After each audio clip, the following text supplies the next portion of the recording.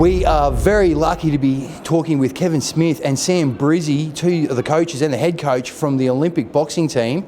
We've got some great hopefuls out there, a lot of good talent, Justice, Paulo Cuso, Katie, Sky, Harry. There's so many great names. How's the development been for the last couple of weeks? Yeah, they've started training up here on the Gold Coast.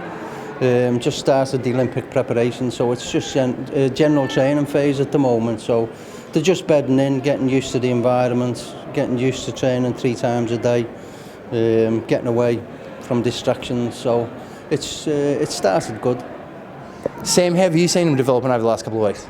Yeah, good. I've only been up this week with coach and the team, but yeah, intensity's getting better every day, every session, and they're sort of starting to really hone in on the job at hand. Kev, who should we be looking out for as you know, that's apart? There's so many stars, but who's shining brightly for you at the moment? Team. Yeah. Well, obviously Justice, is probably the draw card, isn't he? But Paulo showed at the Olympic qualifiers that he's got what it takes to beat the best in the world. He beat the world number 2 to qualify for the Olympics. So on his day, he can probably beat anyone. Besides that, Harry's shown in the past that he's got gold medal potential. A couple of the girls, either of them, you get a good draw and they get on a roll. They can both do well. And little Alex is just a bit of a surprise package, so you never know. We've got high hopes for all of them.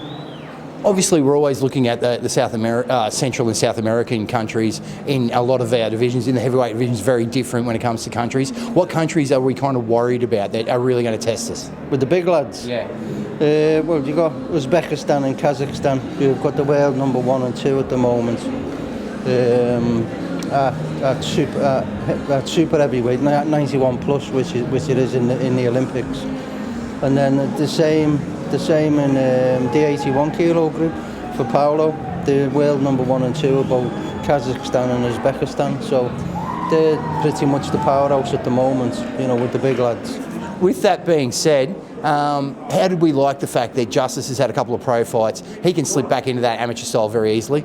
Yeah, Justice is capable in any arena, professional or amateur. He's got the skills for both arenas, so there's no worry at all about him dropping back down to 3 rounds. Because he's shown, you've seen that he can go over a longer course. He can do more rounds, but he's still got the pace and the skills for the 3-round competitions as well.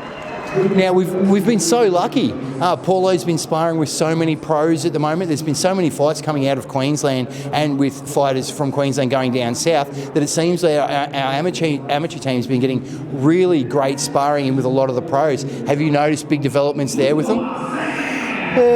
It's not so much developments, it just gives them more confidence and comfort in their own ability. Once they start sparring with professionals as well, who've got a name in the professional game, it just gives them that confidence that they've got nothing to worry about with anyone. And when they step into the professional ring themselves, they've got you'll see a lot of skill and class coming from them. How's Sky moving around? You've been holding the pads for her lately, Sam. Is it feeling good coming off the glove? Yeah, 100%. She's starting to get her touch. Sky's really sharp when she gets going. Not where she needs to be, and obviously where coach wants her, but ticking along really well, and you can see her eye getting back in. Obviously, Sky's got a lot of hype behind her. She was the face of the Commonwealth Games. Justice has got a lot of hype behind him. He's the heavyweight sensation at the moment. This must mean that their amateur pedigree is doing great things. So you guys, we can only thank you for that. How does that feel when you hear comments like that? I think it's more of a pat on the back for the athletes, to be honest with you.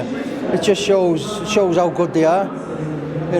It's good for the programme to be able to work with athletes who've got that ability and skills, and it's good for them to be able to show it on the world stage and be successful at world level. So it's good all round. It's good for the athletes, it's good for the programme, it's good for Australia, and we're just hoping that we get some good results out of them, good performances out of them in Tokyo.